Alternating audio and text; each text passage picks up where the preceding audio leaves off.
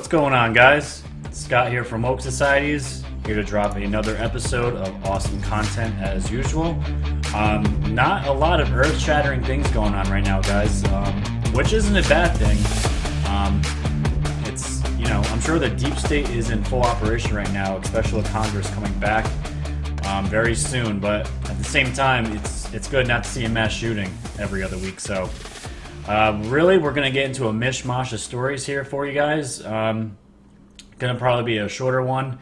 And just to keep you guys updated on everything, I was gone over the weekend. I was looking at houses out in Pennsylvania. I'm trying to get the fuck out of New York because New York sucks. If anyone that watches this channel that lives in New York, you know exactly how I feel. They nickel and dime you for everything in New York. And I'm just tired of it. I'm tired of the libtards that live around here. And yeah, so I was gone for about 2 or 3 days.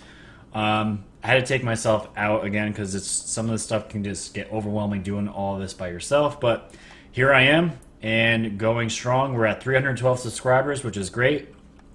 I would like to be at 500 by the end of September. That is a very, very, I don't know. It's a good goal to have. I don't know if I'll hit it, but that's where I'm focusing on, and we'll see what happens. So we're gonna jump right into it, guys, as usual, and let's get this show on the road. So the first article I want to bring up here, it's titled "Mesa College English Professor Showed QAnon Video in Class," students say. An English professor at Mesa Community College kicked off the fall semester by showing his classes a YouTube video spreading a far-right conspiracy theory, according to 4 students. The 14-minute video shown by adjunct professor Douglas Belmore in at least 2 classes promoted QAnon, an online community that subscribes to the theory that a cabal of satanic, cannibalistic pedophiles has infiltrated the American government, media, and entertainment industry. And I just love how they always throw the angle. It's all conspiracy theories when, guys, you know damn straight that is exactly what's going on. President Donald Trump, according to QAnon, has been secretly working to arrest the perpetrators of the global conspiracy, which involves the Obamas, Bushes, Clintons, Rothschilds, George Soros, the late John McCain, and others. The theory originates from the toxic message board 4chan, which that's not true either, where an anonymous user with the pseudonym Q has been posting clues related to the conspiracy theory since 2017. That's the funny thing, guys. If you guys really know what QAnon is, right off the bat, you could always tell when someone doesn't know what they're talking about when they always talk about 4chan. It's not 4chan, it's 8chan. But moving on. Phoenix News Times spoke with 4 students who said Belmore showed them the QAnon video. All of them requested anonymity because they are still enrolled in Belmore's class in fear of retaliation. When I read that, guys, it's just sad. As we all know what Q has brought us is the truth, and we are just getting it out there. And people, because Q is such a controversial topic and subject, people always remain anonymous. Sorry, guys, my kid, he's been on a non-stop talking spree, so just bear with me. Approached in his classroom after the publication of the story, Belmore said, "I think I have one response to give you. It's a question, it's 3 words. Who is Q?" Asked how QAnon is pertinent to his English composition class, Belmore responded, "Who is Q?"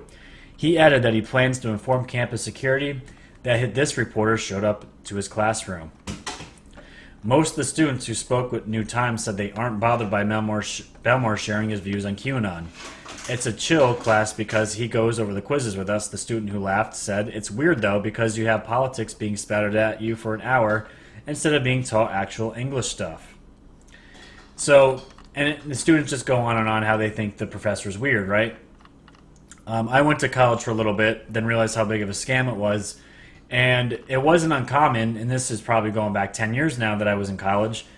You'd have professors all the time talk about they're throwing their political views, and you could always tell what side of the aisle they were on. No one bats an eye, but someone brings up QAnon in the video. And the video that they're talking about, guys, is the JoeM video. The 10-minute QAnon video, which is fantastic. I've used it a bunch of times to get people on the red pill process. And it's just sad that you have someone actually showing some kind of truth to students, and immediately you have some douchebag reporter coming in and muddying the waters, right? So not long after that, probably a day or two, this article comes out. Arizona College English professor comes under fire for showing students a 14-minute QAnon conspiracy theory video and babbling claims Trump will save America from satanic, cannibalistic pedophiles. You see how they always angle this, guys? You think people would start questioning the media more and more as they all pick up on the same stories and throw it out and regurgitate the same shit? But anyways, an Arizona college is investigating after students claimed an English professor used his classes to show them conspiracy theory videos containing ideas from a group that believes, what we just explained before. Since the start of the fall semester at Mesa Community College, Douglas Belmore has been spreading the far-right conspiracy theory that has been bashing the Obamas, and it goes on and on. In a 14-minute video published in March by JoeM, and that claims President Trump is secretly working to bring down the alleged bad personalities. And the Phoenix New Times reported that when asked about the claims after the story was published Thursday, Belmore threatened to call campus security. We found out about it this morning. This is the campus board, whoever, probably his boss, and we are taking proper actions, said Dawn Zimmer, a spokesperson for the college. We're contacting our leadership so they can contact him. And that's really as much as I've seen from this story, guys. I was just waiting to see if this guy was going to get fired, because obviously it seems like the cool thing nowadays, especially you can hear it in music, the media, even our local newspapers up where I live. The cool thing is, of course, is to lean more towards the left with the Democrats and bash Trump, because that is what the cool thing is. And anyone that has any kind of likability to that, to the right side, or opens or talks about it, is punished, or in this case, fired. Well, he wasn't fired, but this is what I was expecting. But who knows? Maybe this just went hush-hush and nothing happened, but wouldn't have surprised me. I just thought it was a cool story that somebody... I was waiting for... I'm surprised it hasn't happened more. Maybe it has, but maybe more people are keeping it hush-hush. The more college professors aren't getting into this. Probably because they fear for their job, which is pretty sad. But anyways, moving on. So this story from True Pundit. This one I was sitting on for a while, guys. Maybe some of you have seen it. The Overstock CEO resigns, then drops bomb on live TV. Tech boss said he spied for FBI on Trump, Ted Cruz, and Marco Rubio. Now, before I get into the article, guys, this had dropped, and I had seen an interview that this guy, the Overstock CEO, what's his name? I know it's in here. Patrick Byrne. He went on Fox News, did some interviews, and he looked legitimately scared.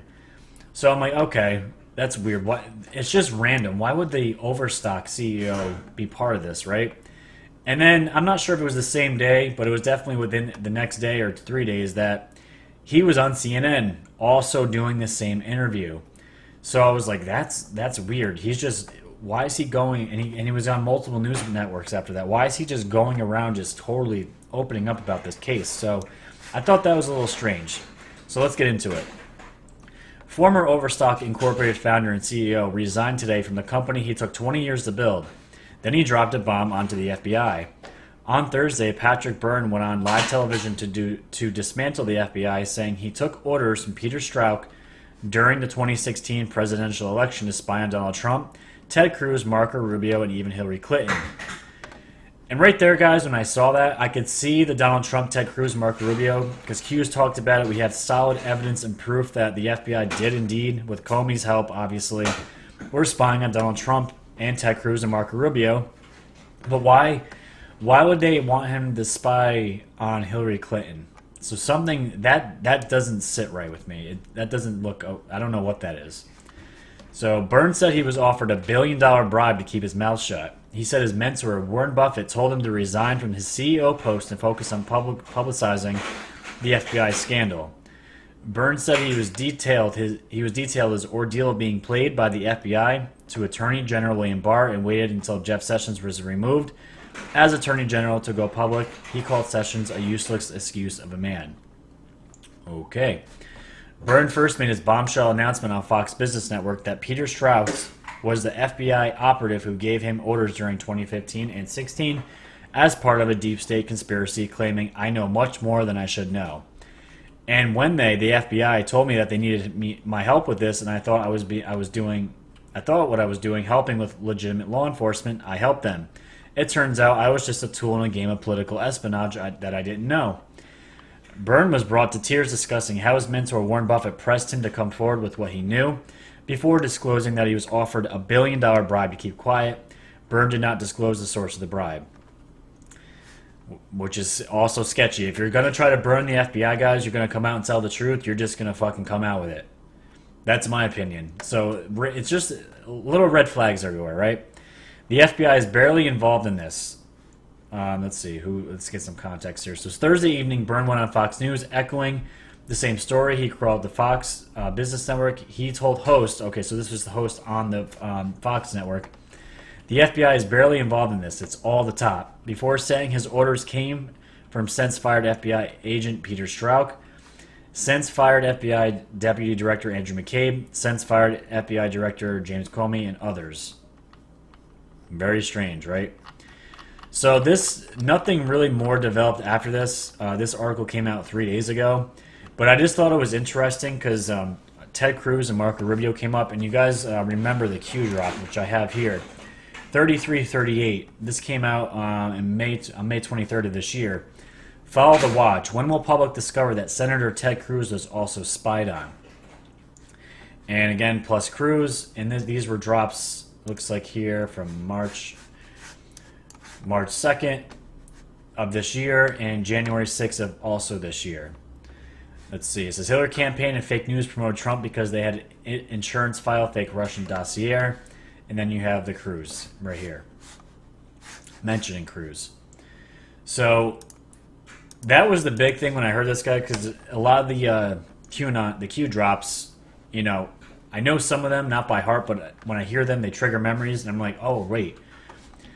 Trump, Ted Cruz, Marco Rubio. Obviously that, you know, triggered this memory. We have a drop here, 3338. And it caught, again, more public eyes on this. Not only was Trump being spied on, but the two other Republicans were as well. That's why I think it's strange that this guy from Overstock said he was also spying on Hillary Clinton. Why would the deep state have him spying on the Republicans and also Hillary? But this was in 2015, 2016. They were trying to get Hillary to win the election. That doesn't add up, right?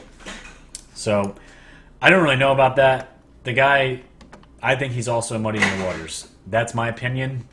I would love to know what you guys think about that. So just a quick note, billionaire conservative donor David Koch died at 79. And again, he's one of these billionaire philanthropists. And again, a lot of these guys are pieces of shit. Their hands are in a lot of disgusting, evil things. And not only that, he wasn't on Epstein's Lolita log book, but he was in Epstein's black book. So again, anybody associated with fucking Epstein, your reputation's shot. And that's just my opinion. Again, guys, this is me talking. Anybody associated with Epstein is just you're just as bad as he is. Maybe you didn't do everything he did, but just like what's his face from Microsoft, the CEO who we've gone over, Bill Gates. He has refused to comment on his relation to Epstein as well. And he said it was nothing the time he went on his plane after the fact that he was already convicted of, the 2010 crimes of the pedophilia the crimes he agreed to with soliciting to an underage prostitute. So Bill Gates, what are you doing? What is this guy doing? Why are you associated with him at all? So probably another piece of shit that, the planet's better off without. All right. So quickly, guys, this was also, I found this interesting. This is an article by Routers. Igniting global outrage, Brazil's Bolsonaro baselessly blames NGOs for Amazon fires.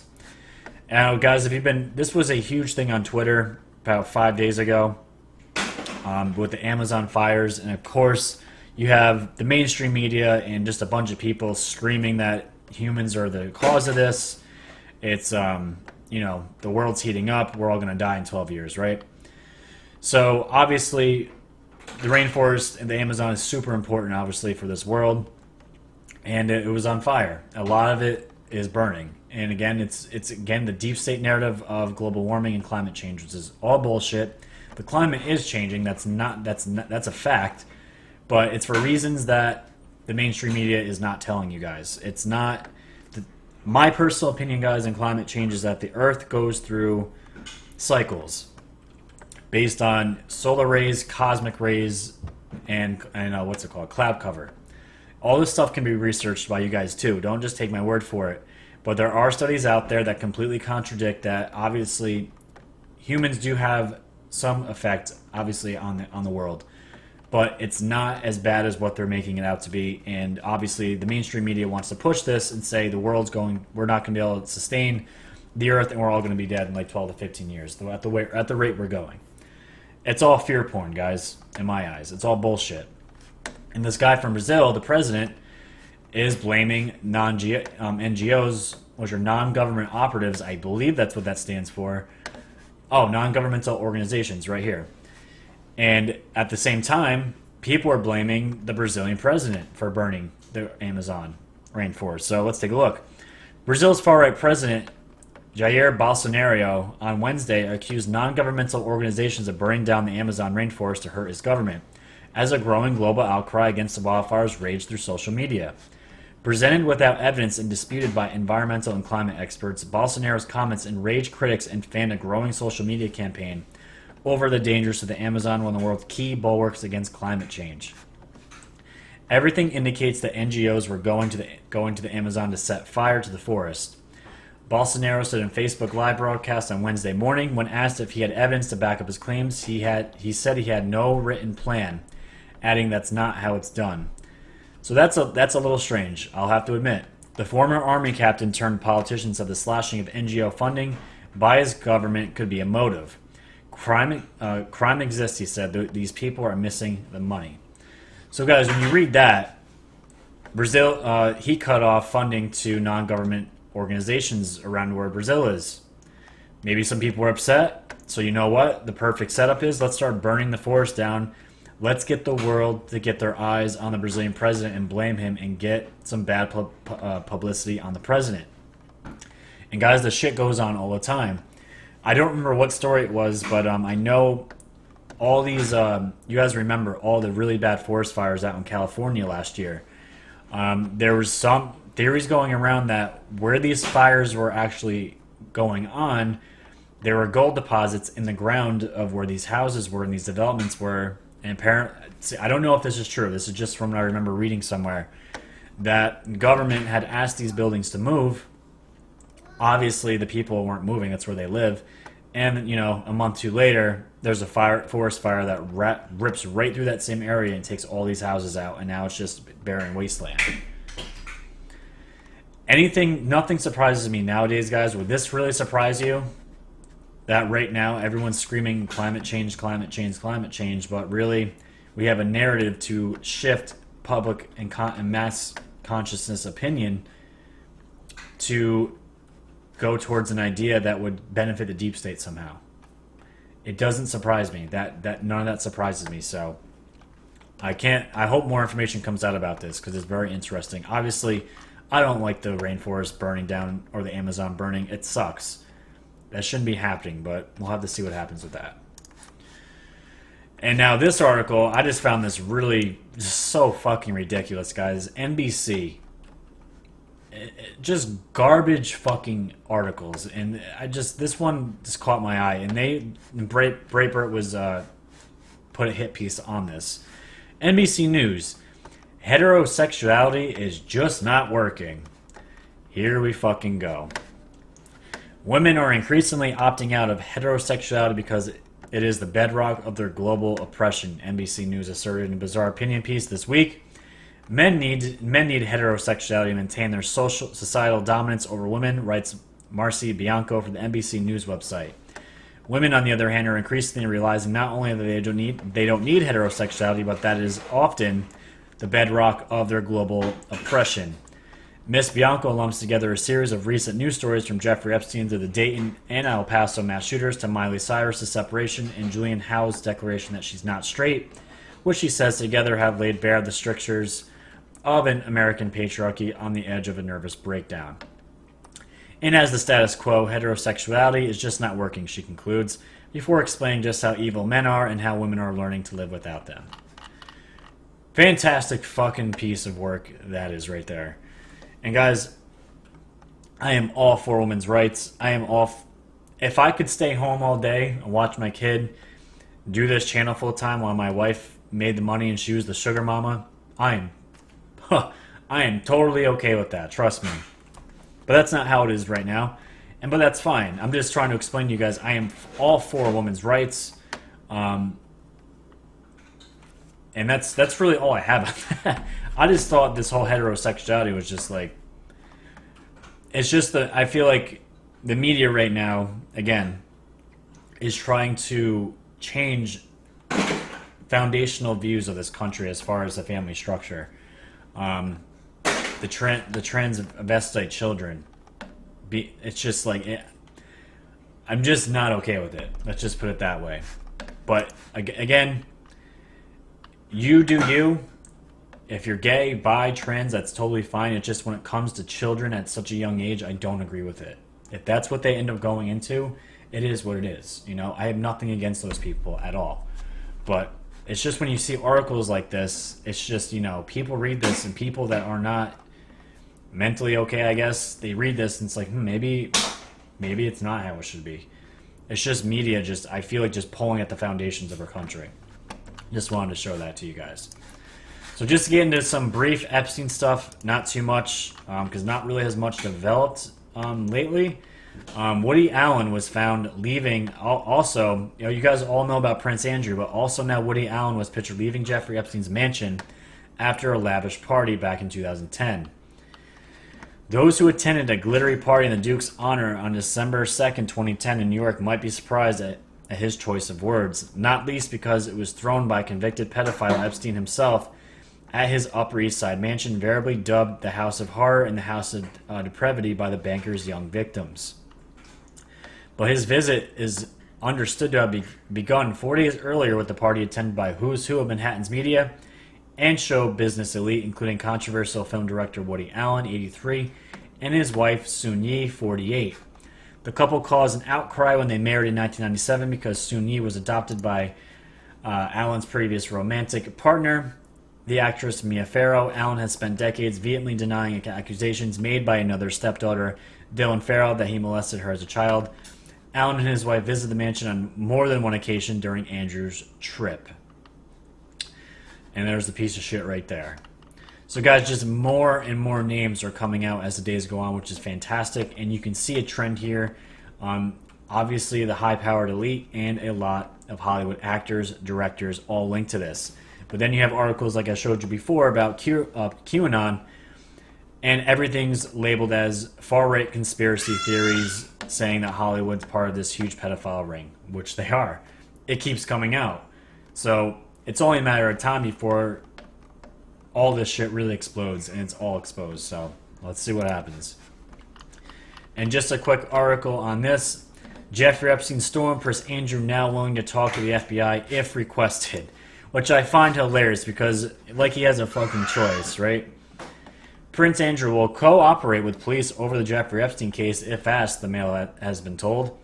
Buckingham Palace aides made clear that the embattled Duke of York would be willing to help authorities on both sides of the Atlantic if approached, saying members of the royal family would always cooperate with the police in an appropriate way.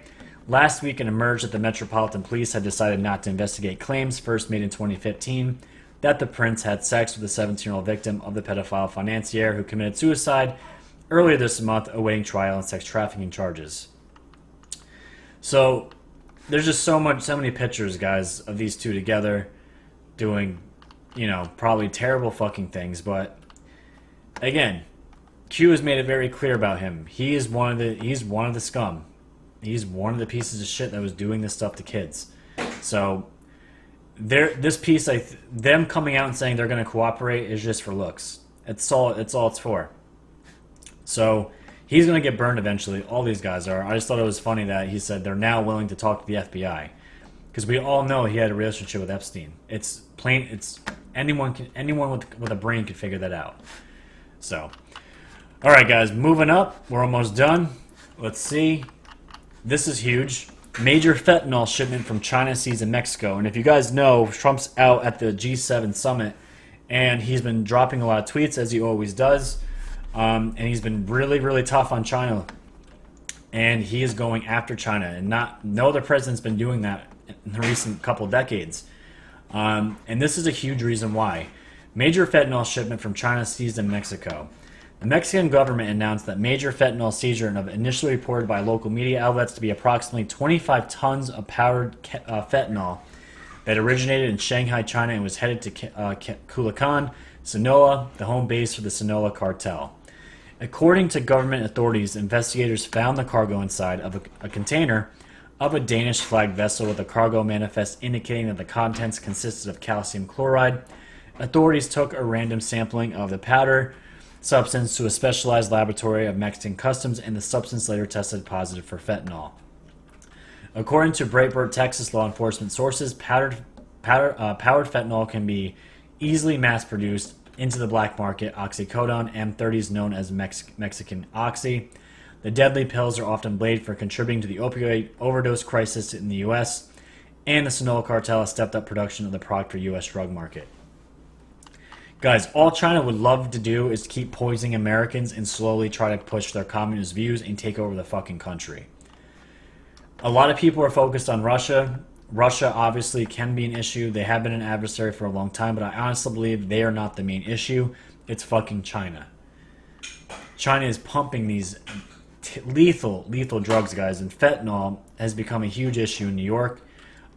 It's popped up around where I live. It used to be oxys and methamphetamine. Now it's fentanyl. Fentanyl is not slowly. It's gonna be soon the new thing that everyone's doing. It's already around here. There was just a case a couple months ago that people were lacing marijuana with fentanyl and killing people. It's disgusting. This stuff is so toxic. And can you just think about it? 25 fucking tons of this stuff was just stopped, and it was directly from China. Crazy stuff, guys. And they're talking about how it's mixed with oxycodone, right? So speaking of that, this just came out a couple of hours ago. Johnson & Johnson must pay over $572 million for its role in Oklahoma opioid crisis, judge rules. An Oklahoma judge on Monday ordered Johnson & Johnson to pay over $572 million for pushing doctors to prescribe opioids while downplaying the risk of addiction.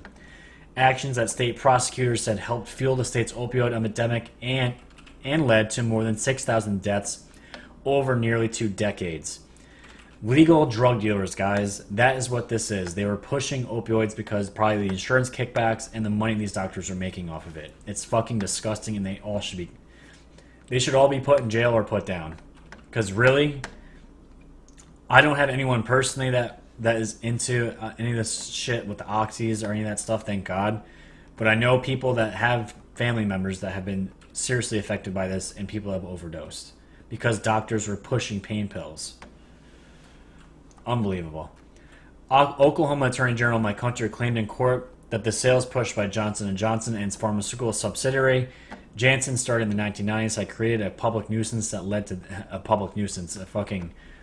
it's more than a nuisance that led to the deaths. Cleveland County District Judge Thad Balkman disagreed and ordered Monday that Johnson & Johnson pay $572 million. The company said it would appeal the ruling. Of course they will. The case was seen as a litmus test for nearly 2,000 pending opioid cases. Look at that, guys. 2,000 cases.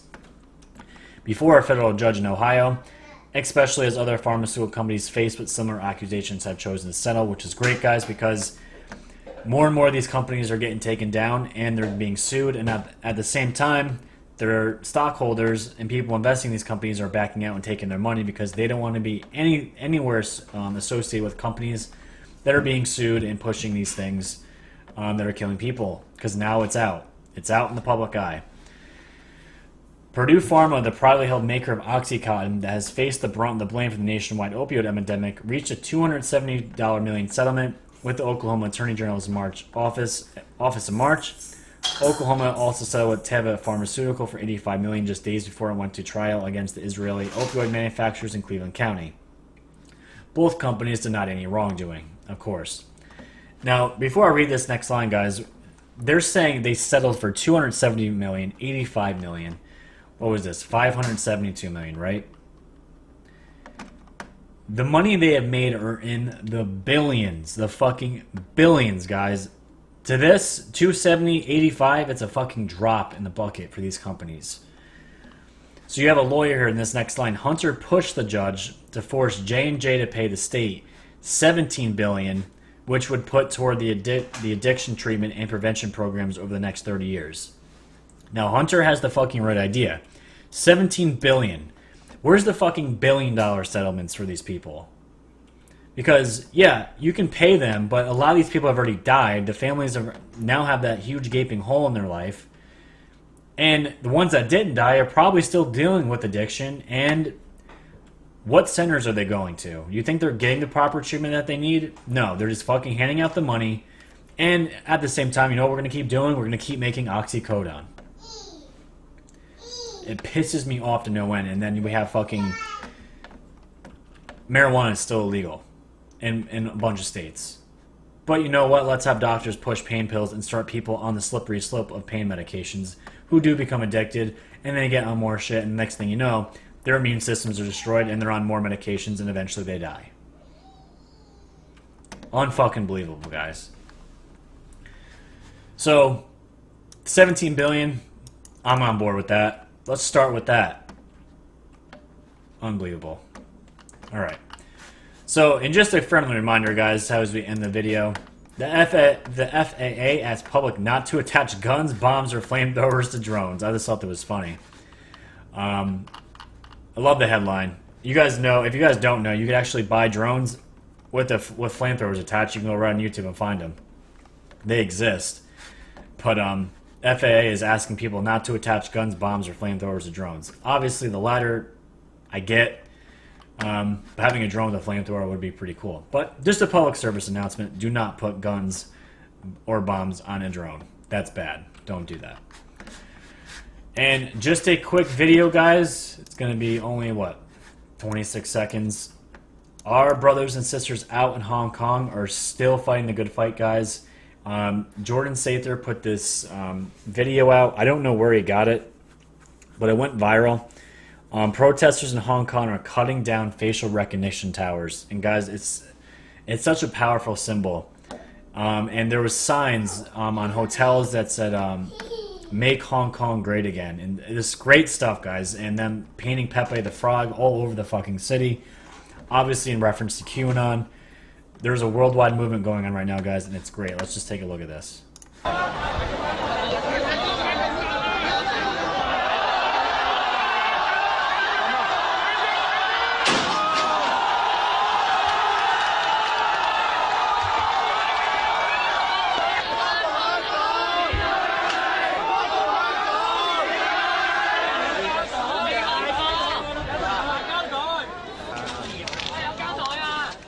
I love it. I love it. It's awesome. China is fucking straight communist, straight evil. And there was another video, I don't have it, but there's an interviewer asking somebody from Hong Kong, and I forgot what he asked, but the guy responded and said, Trump, don't trust China, they're assholes. Something like that. It was just great, but you can see the people of Hong Kong, and I'm hoping like the people of China are really going to start waking up and get the true freedom that they actually deserve, not this communist bullshit. But what a symbol, right? You got these facial recognition cameras all over the place. You have these social credit systems out in China, or literally your actions actually go towards credits, and you can, you know, if you end up doing bad or losing credits, you can actually be banned from traveling throughout the country. Like, that's how crazy it's seriously nuts. It's 1984, guys. But now you have them. This is such a great symbol of them cutting down these towers and just completely destroying them. It's just good stuff. So, all right, guys, that's it for me today. As the news comes out, again, I'll be on it. I want to get into some other topics, but guys, what I really want to ask you, if you guys have any stories, anything, I'm talking conspiracy theories, UFOs, aliens, ghosts, any story that I've missed or anything that you really want information on, and you want me to do, let me know, because right now not too much is going on. the guys that have been creating the platform for HN for Q to post on again, they're saying around September 5th they're going to go operational. That doesn't mean, I'm not saying that's when Q's going to start posting again, but the platform where Q does post on will be operational. So I know once Q starts posting again, shit's going to get crazy like it did for those last, 3 or 4 weeks where Q was posting like 10 times a day. It was great. It was nonstop content. It's just slowed down a little bit, but that's okay. This stuff happens. We have the IG report still to come out with the FISA warrants and all that stuff. I just saw news before that the IG report is published and it's now being circulated to others to look over it and to repeal it or to make corrections to it in the coming days. So that to me means, how many times have we heard this, right? It's going to be coming out, right? Any day now, it's going to be coming out. So don't hold your breath until it actually is. That's all I'm saying, because I've gotten my hopes up many times already. So subscribe, like, share this with your friends, guys, friends and family. Keep supporting independent media. Just hit that like button for me. It takes a second. Just hit that like button and subscribe to the channel if you like the content. Until then, guys, I will see you. And remember, stay woke.